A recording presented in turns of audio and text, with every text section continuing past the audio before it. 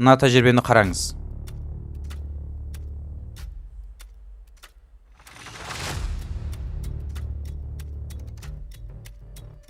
Байқадыңыз ба, балқыған темірді суға араластырғанда не болатын?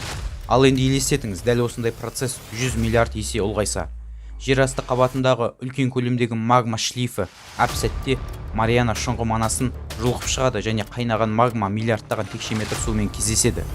Осының кесірінен мұхит суының миллиардтаған текше метрі бұлғауға алып келеді.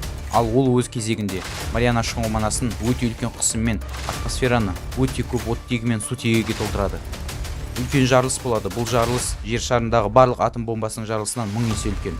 Қысымға толған мұхит суы қайнап қана қоймайды, ол жарылады. Бұл эффект шаң араласқан бұлтты көтереді. Бұндай үлкен мөлшердегі жоғары қысыммен атылған бу тропосфераны ғана толтырмайды, ол атмосфераны жарып шығатын болады.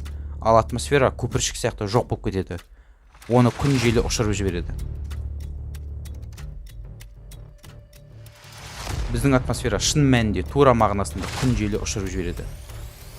Сонымен қатар, бұл алып жарылыс гидравликалық соққыны алып келеді. Гидравликалық соққы біздің ғаламшарымыздың ең терең жерінде, яғни 11 шақырым қалыңдықтың түбінде алып жарылысты тудырады.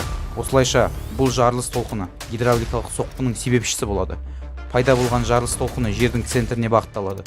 Бұл жарылыстың бағыты тангенциал қозғалады, яғни жер шарын қордай етіп қиған секілді. Бұл осылайша тізбек реакциясы болып, тағы бір құбылыстың себепшісі болады. Ол кавитация процесі. Бұл процесс балқыған магманың көбеюіне алып келеді. Магма бұрынғыдан 10 есе көбейеді. 10 есе. Олай болса, біздің ғаламшарымыз ішінен сына бастайды. Дәл осылай сыймаған магма жер шарын жарып жібереді. Кавитация процесі дегеніміз сұйық көпіршіктенеді деген сөз. Ол көпіршіктенген магмалар жарылып, тағы қосымша энергия бөледі. Литосфера тақталары тағы бір мезетте сынып, жер бетін лавалар толтырады. Миллиардтаған жылдар бұрын дәл осы сценарий Марста болды. Әлбетте, бұндай жарылыстан кейін жердің өзегі, яғни ядросы серпіле бастайды. Қорқынышты. Бұл процесс бірнеше минутта өте шығады.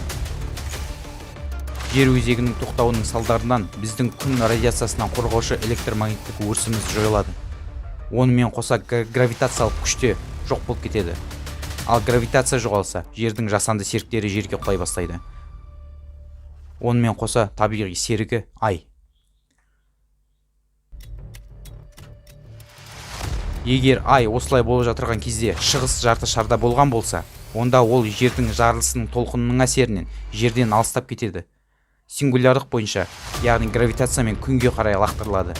Ал егер ол сәтте Ай батыс жарты шарда болса, жердегі гравитация өшкен кезде Ай жерге құлайды.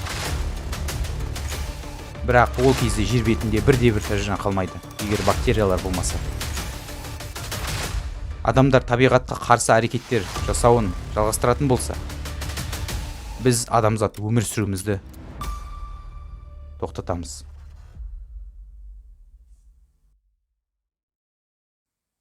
Ағылшын тілінен аударған және дыбыстаған Сатмағамбетов Асылжан Сержанұлы.